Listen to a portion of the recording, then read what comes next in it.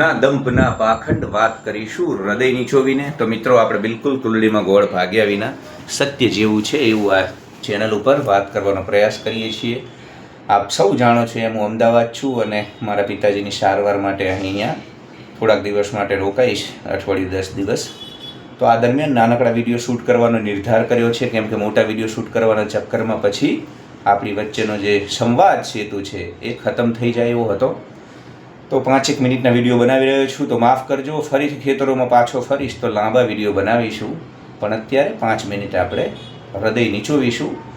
આજે મારે હૃદય નીચોવવું છે કે ભાઈ તમારી આસપાસનો માહોલ બદલો. આપણે પેલી કહેવત નથી ગુજરાતમાં કે કાળા જોડે ધોળો જાય ભાઈ, વાન નહીં તો શાંતો આવે, એ જે કંઈક કહેવત છે.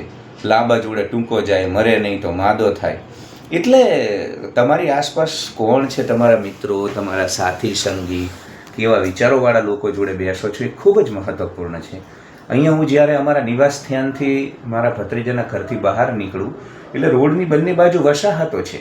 એક તરફ ઝૂંપડપટ્ટીમાં રહેનારા ગરીબ લોકો છે, બીપીએલ બિલો પોવર્ટી લાઇનથી નીચે જીવનારા.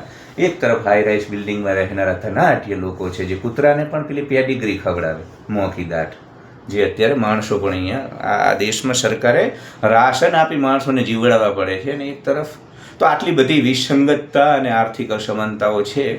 પણ ઠીક છે, વાત મારે એ કરવી છે કે તમે ઝૂંપડપટ્ટીથી નીકળી ન શકો જ્યારે તમે ઝૂંપડપટ્ટીના માહોલને નહીં છોડો. સાહેબ, નરેન્દ્ર મોદી વડનગરમાં જ બેસી રહ્યા હોત ને ચાની કિટલી ઉપર પિતાની, તો એ અત્યારે ત્યાં યાર બુધાલાલ ભરતા હોત નરેન્દ્રભાઈ, દેશના પ્રધાનમંત્રી ન હોત. એટલે ક્યાંકથી નીકળવું પડે.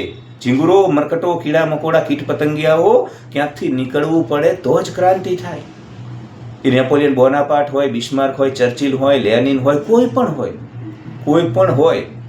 રાહુલ ગાંધીને પણ ઘરેથી નીકળીને યાત્રાઓ કરવી પડે છે. ભલે વારસામાં આવડું મોટું ભારતનું સિંહાસન એને મળ્યું હોય, મતલબ મળવાના સંજોગો હોય તો પણ. એટલે તમે કોની સાથે બેસો છો યાર? અનુપમા સિરિયલ જોવાવાળી, એકતા કપૂરની સિરિયલો જોવાવાળી, આખો દી નખ રંગવાવાળી, કિટી પાર્ટી કરવાવાળી, હું તો આ ડ્રેસ લઈને, આ ચણિયા ચોળી લઈને, આવી છોકરીઓ જોડે બેસશો ને તો જે આ દીકરીઓ અથવા બહેનો મને સાંભળે છે ને, તમારા જીવનમાં ક્રાંતિ ઘટિત નહીં થાય.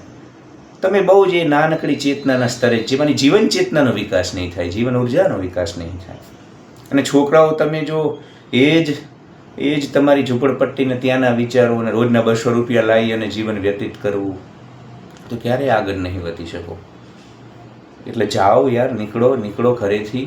તમે જાઓ ઋષિકેશના તપોવનમાં, જાઓ ગોવાના આરંબલ બીચ ઉપર જાઓ, પાર્વતી વેલી જાઓ, હિમાચલ પ્રદેશ, ધર્મશાલા ધરમકોટમાં જાઓ, નેપાળના પોખરામાં જાઓ. નીકળો યાર, તમને ખબર પડશે દુનિયા ક્યાં છે. આપણે યાર આખો દિવસ આ ઘોની પટલાઈ કરીને, આખી પાછી કરીને જીવન ઉર્જા નષ્ટ કરી રહ્યા છે.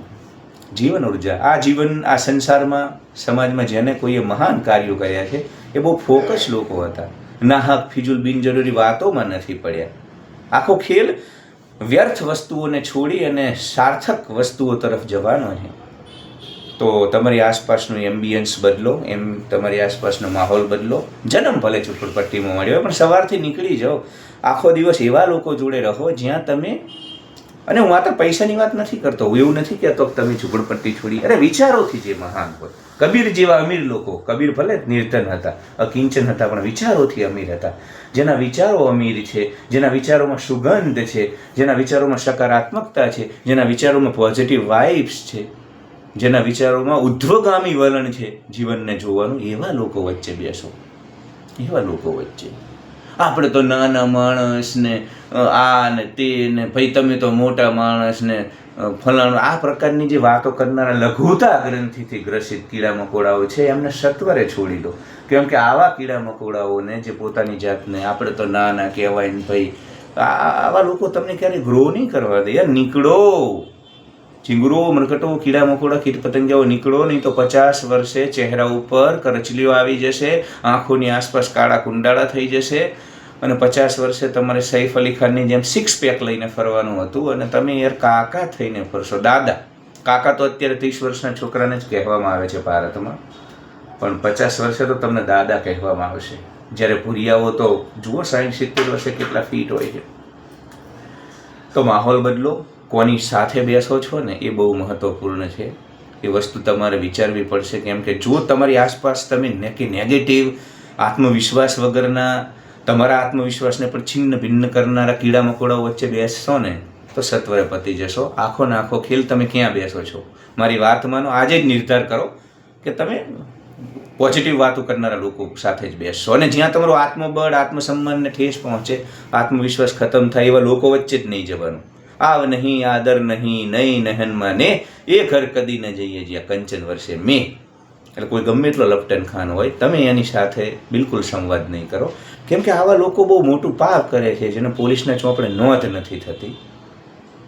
તમે યાર હૃદય સમ્રાટ બનવા, કરિશ્માથી નેતા બનવા જન્મ્યા હોય અને આ તમને છગન મગન ચુન્નું બનાવીને રાખી દે છે. એટલે સડી ગયેલી વ્યવસ્થાઓને છોડો, ઉધ્વગામી લોકો વચ્ચે બેસો. ધન્યવાદ. Love you all. Like, share and subscribe અને વિડીયોને હાઇપ કરજો, સ્કોર આપજો તો જ હું વધુ લોકો સુધી પહોંચી શકીશ. Thanks for watching.